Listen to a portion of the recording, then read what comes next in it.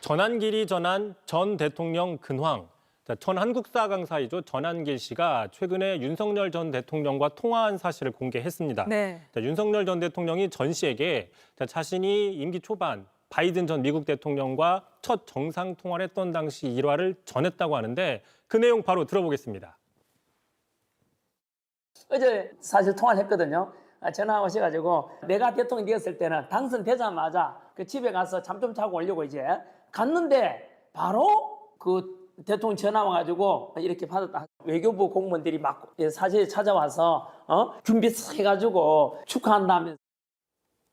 네, 지난 주말이면 한미 정상이 통화를 했다는 기사가 이어지던 때 아닌가요?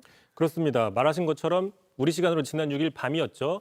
이재명 대통령과 트럼프 대통령 빨리 만나자며 20분 정도 피습 경험을 나누는 정상 통화를 했었는데 극우 세력이나 보수 강경 세력 일각에서는 통화가 성사되기 전까지는 왜 통화를 하지 않느냐, 혹시 트럼프 대통령이 의도적으로 피하는 게 아니냐 이런 식의 의혹 제기를 했었고 또 통화가 성사되자 이번에는 통화된 게 맞느냐 이런 식의 또 의혹을 추가로 제기한 적이 있었습니다. 전 씨도 이에 똑같은 입장을 밝혔는데 계속 한번 들어보겠습니다. 그 통화 라인이 공식 채널이 아닐 수도 있다 이런 말씀을 해요. 그냥 뭐 사적으로 아는 사람이 통화하다가 이제 바꿔주는 형식이 아니었는가 이런 설도 있고요.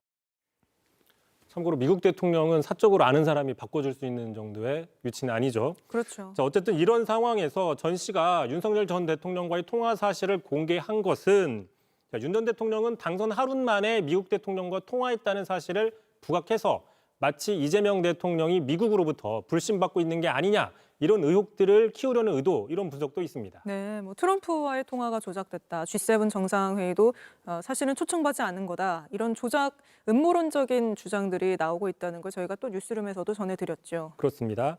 그러다 보니까 일단 대통령실에서는 G7 정상회의 참석에 대해서는 밝혔지만 일주일 뒤죠. 네덜란드에서 열리는 나토 정상회의 참석 여부에 대해서는 아직 공식적인 입장을 밝히지 않았는데 그러다 보니까 또 이를 두고 논란이 커지고 있습니다. 참고로 G7 회의체는 서방의 민주주의 선진국들 간의 어떤 가치 연대라고 한다면 나토는 러시아나 중국을 상정한 군사 동맹이죠. 두 가지는 성격이 상당히 다릅니다. 그렇기 때문에 그동안 우리나라 대통령은 나토 정상회의는 꼭 반드시 참석해야 되는 자리는 아니었지만 윤석열 전 대통령 들어서는 매년 참석해오면서 관심이 커진 겁니다. 그런데 알다시피 트럼프 대통령 이번 두 번째 임기부터는 유럽에 전방위적으로 방위비 인상을 압박하고 있고요. 심지어 돈을 더 내지 않으면 나토에서 탈퇴하겠다 이런 식의 위협도 여러 차례 했습니다.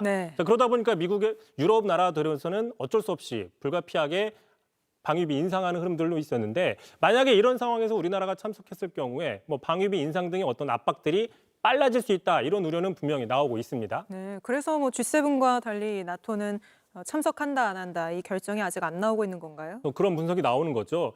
그러자 이제 친여 성향의 야권에서는 이번 기회에는 가봐야 실익이 없다 그러면서 참석하지 말라고 이야기를 하고 있습니다. 조국 혁신당 이야기 들어보겠습니다. 나토 정상회담에 간다고 하면 민생은 뒷전이라고 할 사람들, 또 안 가면 자유진영 포기라고 비난하고 중국과 러시아 눈치를 본다며 실용외교의 실패를 운운할 사람들, 그들이 누구인지 우리는 너무도 잘 알고 있습니다.